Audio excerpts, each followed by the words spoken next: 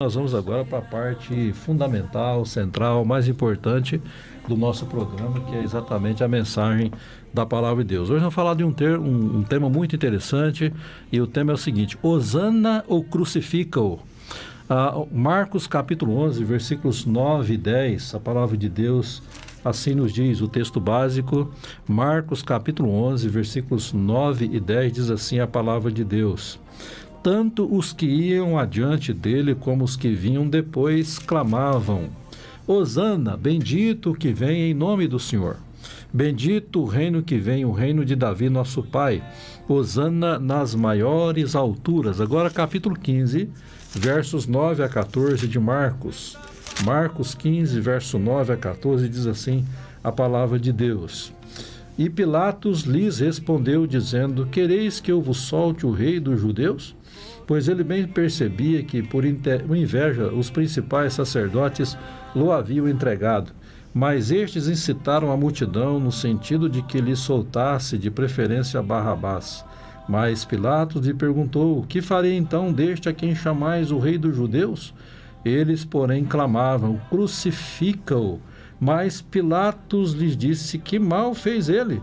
E eles gritavam cada vez mais: Crucifica-o. Vamos orar. Senhor, obrigado, ó Deus, pela Tua Palavra, pela oportunidade de compartilhá-la com os nossos ouvintes, nossos internautas que estão agora acompanhando o programa pelo rádio, ó Deus, ou pela plataforma do YouTube. Que o Senhor fale, ó Deus, ao coração de cada um agora neste momento, através da Tua Palavra, que não volta vazia, mas cumpre os propósitos eternos e soberanos do Senhor, para a glória do Teu nome. Nós oramos em nome de Jesus. Amém. Meus amados ouvintes, se existe uma expressão popularizada no Brasil quando alguém ganha ou conquista alguma coisa de maneira insistente e até mesmo apelativa. A expressão é a seguinte: fulano de tal ganhou no grito. Não sei se você já ouviu essa expressão por aí, mas eu já ouvi muitas vezes: fulano ganhou no grito. Os nossos gritos, na verdade, eles podem definir muitas coisas na nossa vida e influenciar a direção e o destino das nossas vidas também, inclusive o destino eterno das nossas almas. Aqui nesse texto, nesses dois textos do Evangelho de Marcos, nós temos dois gritos, dois clamores muito interessantes por duas multidões ou possivelmente por uma mesma multidão. O primeiro grito é o grito de Marcos capítulo 11, versículos 9 e 10, que é o grito do Hosana, um grito proferido por aquela grande multidão em Jerusalém, quando Jesus, assentado em um jumentinho, ele adentra a cidade, as multidões acompanhando Jesus e gritando o grito do Hosana. O grito do Hosana é uma oração na língua hebraica que significa: por favor, nos salve, ou salve-nos, Senhor, nós te pedimos. Então, na verdade, é um clamor pela salvação da alma que estava ali acompanhando o Senhor Jesus Cristo por parte daquela multidão. Nesse texto, então, a multidão clama a Jesus, a multidão aclama a Jesus, a multidão bendiz o Senhor Jesus Cristo, reconhecendo que Ele era o Salvador e que eles precisavam da salvação em Cristo Jesus. O Hosana deve ser o grito de todo pecador ainda perdido e morto nos seus delitos e pecados, conforme Paulo nos ensina lá em Efésios capítulo 2, versículo 1, quando ele diz: Ele vos deu vida, estando vós mortos nos vossos delitos e pecados. Lembrando que Paulo diz também em Romanos capítulo 3, versículo 23, porque todos pecaram e carecem da glória de Deus. E lá em Romanos capítulo 6, versículo 23, o apóstolo Paulo diz que o salário do pecado é a morte, mas o dom gratuito de Deus é a vida eterna em Cristo Jesus. E lá em Hebreus capítulo 2, versículo 3, o autor aos Hebreus traz uma palavra muito interessante, muito profunda e desafiadora para nós. Quando o autor aos Hebreus, no capítulo 2, versículo 3, ele diz: como escaparemos nós se negligenciarmos tão grande salvação? Como escaparemos nós se negligenciarmos tão grande salvação? Então, o ser humano pecador não vai escapar da condenação eterna do inferno caso ele negligencie a salvação de graça através do Senhor Jesus Cristo. O ser humano pecador não escapará da condenação eterna do inferno se ele então negligenciar a salvação eterna da sua alma. Em Marcos capítulo 8, versículo 36, o Senhor Jesus também diz: o que adianta o homem ganhar o mundo inteiro e perder a sua alma? Então nós aprendemos com Jesus que uma alma de um ser humano, dentre os 8 bilhões de seres humanos na face da terra, seres humanos na face da terra, uma alma sequer, ela é mais importante para Deus do que todo o mundo. Acontece que Deus nos criou com o objetivo principal, com o propósito principal de glorificar a Ele, de desfrutar da sua presença, da sua comunhão, das suas bênçãos e assim por diante. Essa é a primeira pergunta do breve catecismo. Qual é o fim principal do homem? O fim principal do homem é glorificar a Deus e gozá-lo para sempre. Deus não nos colocou aqui nesse mundo para aborrecê-lo com os nossos pecados, para destruir a nossa vida com os vícios, com os prazeres carnais e transitórios, com as ilusões e o vazio de uma vida sem Deus. Não foi para isso que Deus colocou a mim e a você nesse mundo. Deus nos colocou nesse mundo para viver não para nós mesmos, mas para vivermos para Ele, para cultuar a Ele, para adorar a Ele, para amar a Ele, para servir a Ele, para exaltá-lo, para bendizê-lo, como nós aprendemos aqui nesse texto da palavra de Deus, para dizer com os nossos lábios, em alto e bom som, e o nosso coração também, num clamor sincero ao Senhor: bendito o que vem em nome do Senhor. Então esse é o primeiro grito que nós meditamos nele aqui nessa mensagem, que é o grito do Hosana, o grito da salvação.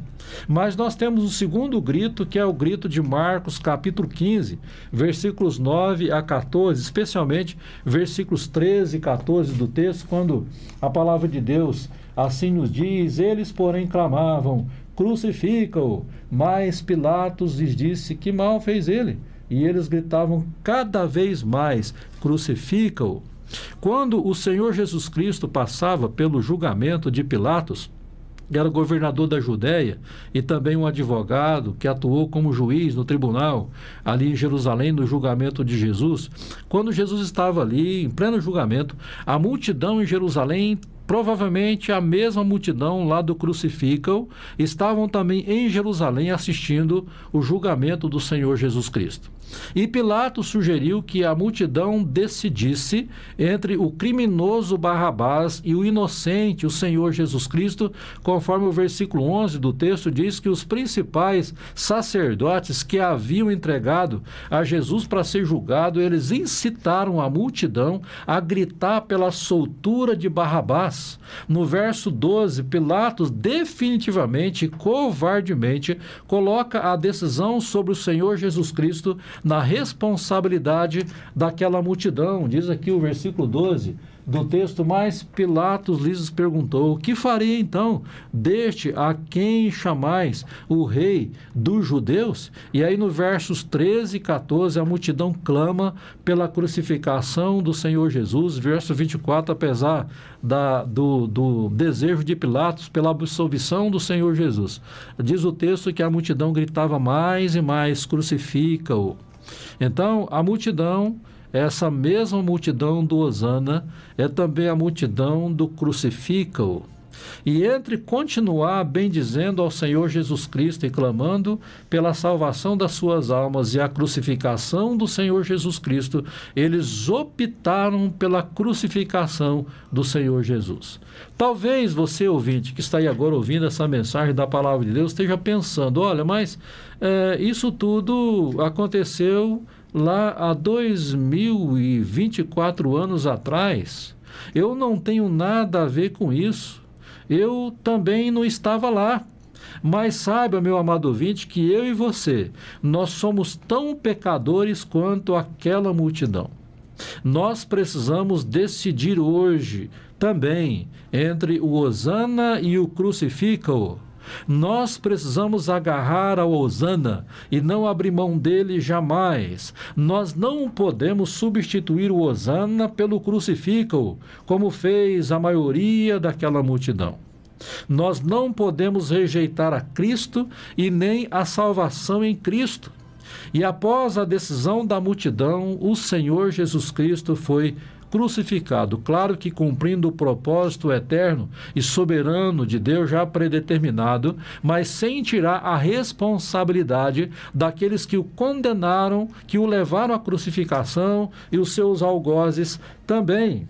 Jesus Cristo, ele sofreu a maldição da cruz, morrendo nela no meu lugar e no seu lugar também, para expiar com o seu sangue derramado na cruz todos os nossos pecados. Jesus Cristo morreu na cruz, ele foi sepultado, ele ressuscitou ao terceiro dia, ele foi assunto ao céu, mas segundo a palavra de Deus, as suas promessas nas Escrituras Sagradas, o Senhor Jesus Cristo voltará em breve, não mais agora como Salvador, mas como Senhor e Juiz de todos nós. Ele vem agora para julgar e galardoar e recompensar aqueles que creem nele e continuam confiando nele e permanecem gritando Hosana. Salva-nos, Senhor. Nós te pedimos, esse grito se estendendo até a sua segunda vinda.